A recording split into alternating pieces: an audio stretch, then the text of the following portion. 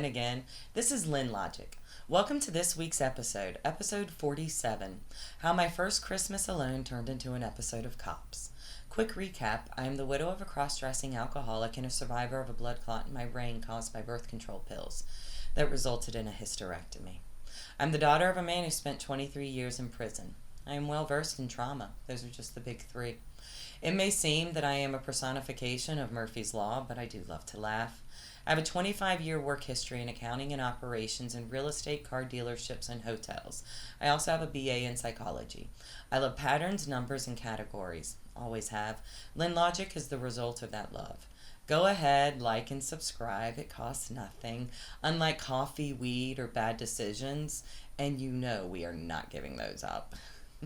So stay and watch so I can get my watch hours up. Check out the combined videos or podcast of my narrative and the worst day ever for a crash course. Lynn Logic is now a podcast. You can listen to me while other people try to talk to you. My podcast is available on YouTube, Apple, Spotify, and Pandora. And also follow me on Facebook, Instagram, and TikTok. Also, apparently I've got a lot of alsos. Check me out on Disctopia. I totally have a bunch of merch that I made there. And so with each episode, there will be episode-specific shit to buy. My twisted sense of humor does come with images and pictures. Enjoy. Let's get started. I want to tell you the story of the first Christmas after my husband died. First, and I cannot emphasize this enough, I'm a very lonely and broken woman. Healing has been and will continue to be a process. Now on the other side, and maybe an overshare, but come on, is that really surprising with me? My late husband and I hadn't touched in a very long time, and our bedroom life became singularly focused on his freedom and exploration. My best friend said to me during my marriage that my husband had a succubus and starved her.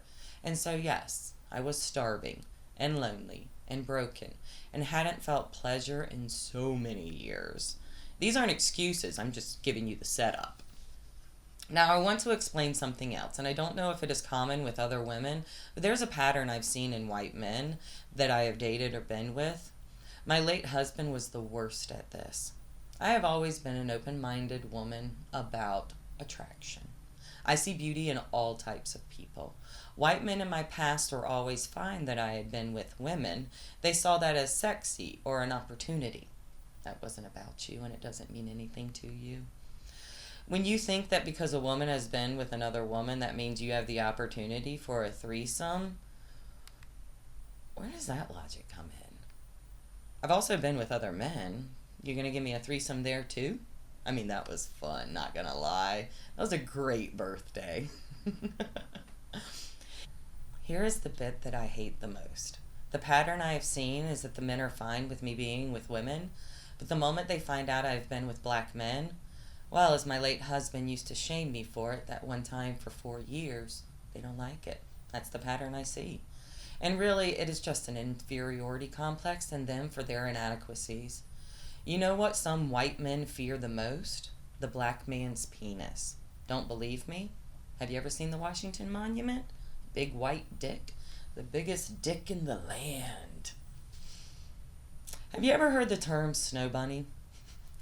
Well, it's a term for a white woman who dates black men. This made me think of funny images, and with the help of modern technology, I can now make them. So take a look on Dystopia for my new merch for Snow Bunny. Yeah, it's so inappropriate. Back to it.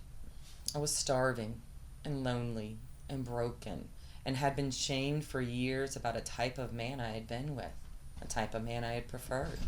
And that was the type I wanted and still want. I went a little, how do I put this? Slutty. I went slutty. Nothing wrong with it until it went wrong. I was on the dating apps and I have a type and they have algorithms. I love those. Don't know if you know that. Anyway, I met King, or that is what he called himself.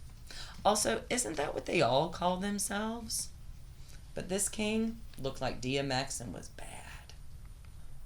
So lonely and broken, me believed his lies and was very understanding to someone struggling. I myself was also struggling. He had told me that he had just gotten out from doing 3 years. Men who have done time, I like them. I feel connected because I was also in a prison of sorts. But my guard just told me that he loved me all the time, and I believed him. Also, read between the lines. Just got out of prison. It's been years. Yeah, I get that too. And that was a fun weekend. There is a fine line between being understanding and just being stupid. And I was stupid. The lies started falling apart. Like he hadn't just gotten out from a few years. He had just gotten out from 25 years. And for rape. See? Like I said, stupid. And what did I do? I brought him home to meet my mom. I let him use and lose my late husband's truck. That's a whole different story about how I got yelled at by an alcoholic tow truck driver for being the widow of an alcoholic. That was me trying to get the truck back. That broke me even more. I was alone and abandoned, and I just kept seeking out love, even if it was brief.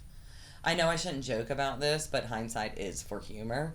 And I just want to point out that I was the first woman a man had been with in 25 years, and that was a fun weekend. I almost felt satisfied. Almost. So let's fast forward a bit to Christmas. He was with his family on Christmas, understandably. See? Still understanding. And I was, well, alone. A bit of a backstory on me. I've always loved Christmas. I was the Jew that loved Christmas. My family, we always volunteer around that time, and we are really big on it. In fact, charity work in my family is instilled in us in a very early age. I was a candy striper until I got lost in a morgue, a big sister. My little brother got adopted, and the countless other charity work I've done. I love it. It's what made me want to work the job that fired me 3 weeks after my husband died. They were Giving Tree Realty, and they believed in charity. I used to help organize these Toys for Our Troop events, and I fucking loved it. I would pour my blood, sweat, and tears into those events, and I only helped for 4 years. Also, I loved Christmas. So in the beginning, Drew used to make it special. The first Christmas, he got me black diamond earrings. The second Christmas was a black diamond necklace. And our third Christmas, after all the presents were opened, I love giving, Drew said I should check my stocking. So I waded through the sea of discarded wrapping paper and pulled out a gold box from the bottom of my stocking. Drew had snuck it in there when I had left the room. He got down on one knee and asked me to marry him and promised me a better life. Shit you not. I thought of Suki, played by the amazing Melissa McCarthy in Gilmore Girls, and when he asked me to marry him, I directly quoted her from that show and asked, "Are you pregnant?" He was so nervous and shaking, I needed to lighten it up. I, of course, said yes. After Drew died in July of 2023, life just kept and is still so fucking hard. I made it through our anniversary, only breaking down a little. Thanksgiving, Drew's favorite holiday, that one is and was still difficult. But Christmas, I want to love Christmas again. But fucking hell. Back to the story side of this. King is with his family on Christmas, and the day after Christmas, that is December 26, 2023, I get a random text from a woman claiming to be King's wife. I, a new widow, well, that shattered me. I had a belief in marriage, and this woman was telling me about how she waited all this time for him, and how she loved him so much. I thought I had broken this woman's world, and I was a woman whose world had just been shattered. Well, I met her, and she came to my house, and we stayed up all night talking and crying. Because I was newly broken, I had a lot of people checking on me and a lot of people I could reach out to. And I reached out to one of my sisters from another mister that morning, told her everything, and she came rushing over. Another broken woman like me and a strong, badass woman that is truly unfucking believable. Okay, I'm going to try and get through this bit quickly. It is a lot. The plan was simple. I would get King to the house by telling him I needed the truck, and then we would block him in the driveway and his wife would come out. So I got him there, and we blocked him in the driveway, and his wife comes out. Now this part I did not see as it was on the other side of the truck, and what I hear next is, "He just hit me." And then sister, whose view was from behind her, said, "He hit her." and I called the cops, and King walked off with his stuff. The cops picked him up walking down the street and brought him back to the house to figure out what the fuck is going on. Now, before the cops got there, his wife said, "I'm going to go plant drugs in that truck." And the cops found drugs in the truck. His shit's starting to fall apart quickly. At this point, I haven't said anything to King, only to the cops. And I am back so far against my front door, I just want to go inside. His wife gives her name to the cops, and I'm standing next to her as she does it. It was not the name that she told me. It was a different name. It was a familiar name. It was a name King had spoken about, because it was his aunt. It was. What the fuck is this shit, and what did I do? King was arrested, and his aunt disappeared. And I spent the next week getting King out of jail. Spoke to his PO. I went and spoke to the judge presiding over him and cried to her about how he was set up, and this was all a misunderstanding. Sister even wrote his PO and withdrew her claim on any criminal activity done by him. And in the end, he got out. And then he moved in with another woman. Now though, I like to Google his name sometimes just to see if there's any new criminal activity. And there was. He's back in jail for breaking and entering and strangulation. The weirdest thing did happen about a week before that happened. I went to the gas station near my home, and there was a man where all the people sit and ask you for money or help before you go into the store. They're usually homeless. And he said, "Hey." I could have sworn it was King, but I never saw his face. I mean, I looked at it, but it was just didn't register to me, sort of like trauma fuzzy, I guess. I don't know, but it felt like King. And then I went to Bojangles, and when I was leaving, there was a man on the other side of the intersection waving, like with both hands at me, and I just waved and drove off. Because here's the truth. If it was him, so what? Now it's Christmas season once again, and this year, well, it's going to be like the year before Drew died when our house went into foreclosure. He had let me know that the money I was giving him, he wasn't using to pay the mortgage, and he wasn't using that money for 14 months. His parents cleaned up that one. I've been told recently that I have to move by the end of the year. No, not told. I've been dried out and used up and am being discarded.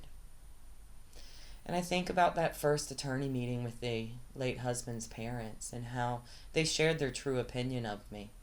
I was nothing. And here I am with nothing. And having to start over yet again. Honestly, I'm so fucking tired. That is all I want, is to know that I have a bed to sleep in, food to eat, and health care. That's literally all I want. Not some big, expansive American dream. I just want to not have to fight for the basics in life all the time. I am so fucking tired. I want to not hate Christmas. I used to love it so much. You know what? I don't normally do this. I've always relied on my independence or stubbornness or both. I need help. Whatever you can give. If it's only thoughts and prayers, send them my way. If it's more help, I will take it. All I want to do is help and give, but I have nothing. In fact, I have less than nothing. I have to be too focused on myself and getting the basics that I can't give more. So please help me. I work so hard, and I've sacrificed so much, including a piece of my soul. I am soul tired, but I have so much I want to do. I am tired of always sitting at home. I'm tired of being lonely and bored, and I need help. Please help me. Thank you for anything, because I have nothing. I do have me, and I like her. I like to create and build things. I did make a Help Lynn piece of merch on my Dystopia Lynn Logic page, just for fun. Check it out. Chin up, tits out. Bye.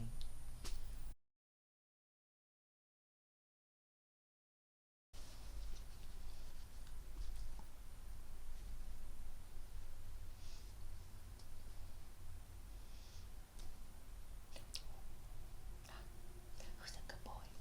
Are you a good boy? Are you a good boy?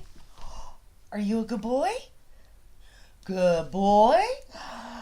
Good boy. Oh, you sit like a good boy. Yeah. Are you a good boy? Who's a good boy? Oh, there's a good boy. Boop.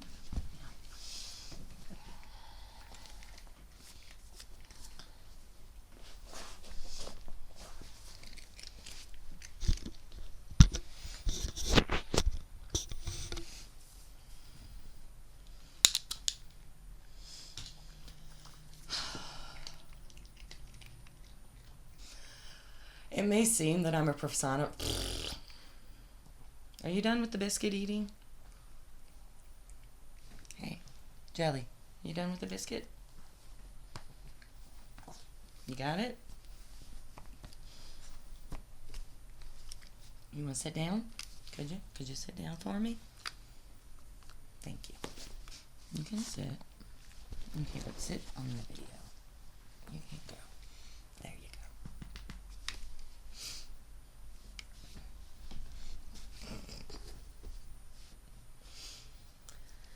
Got the combined versions.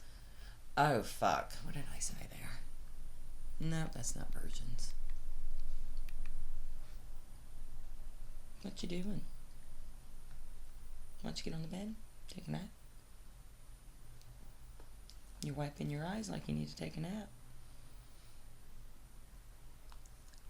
You want to sit in here?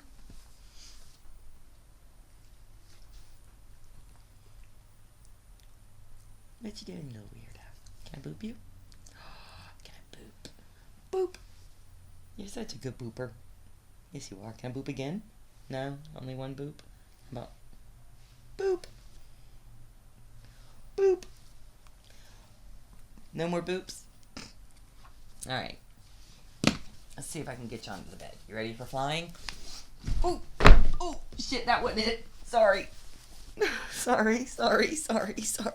Shit. Oops. There we go. Good? You good? Okay. Sit. Lay down.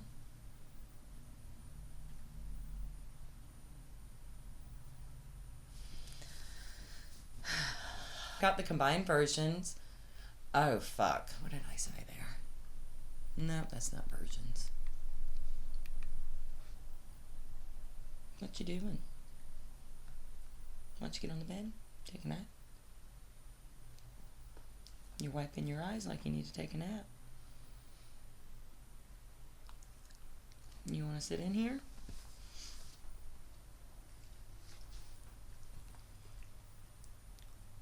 What you doing, little weirdo? Can I boop you? Can I boop? Boop! You're such a good booper. Yes, you are. Can I boop again? No? Only one boop? How about boop? Boop! No more boops? Alright. Let's see if I can get you onto the bed. You ready for flying? Oh! Oh! Shit, that wasn't it. Sorry. Sorry. Shit. Oops. There we go. Good? You good? Okay. Sit. Lay down.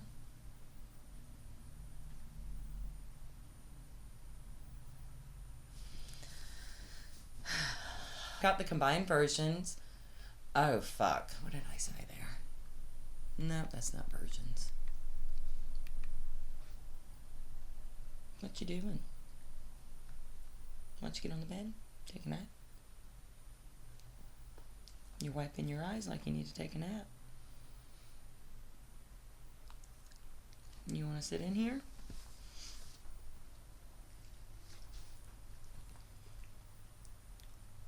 What you doing, little weirdo? Can I boop you? Can I boop? Boop! You're such a good booper. Yes, you are. Can I boop again? No? Only one boop? How about boop? Boop! No more boops? Alright. Let's see if I can get you onto the bed. You ready for flying? Oh! Oh! Shit, that wasn't it. Sorry. Sorry. Shit. Oops. There we go. Good? You good? Okay. Sit. Lay down.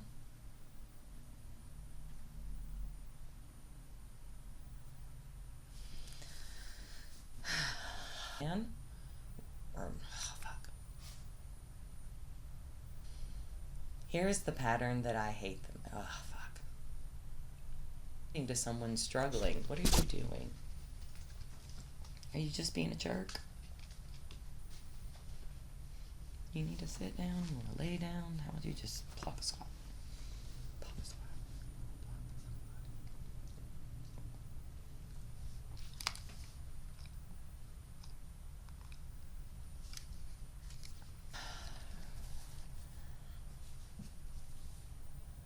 This boob's bigger. Or this boob's better.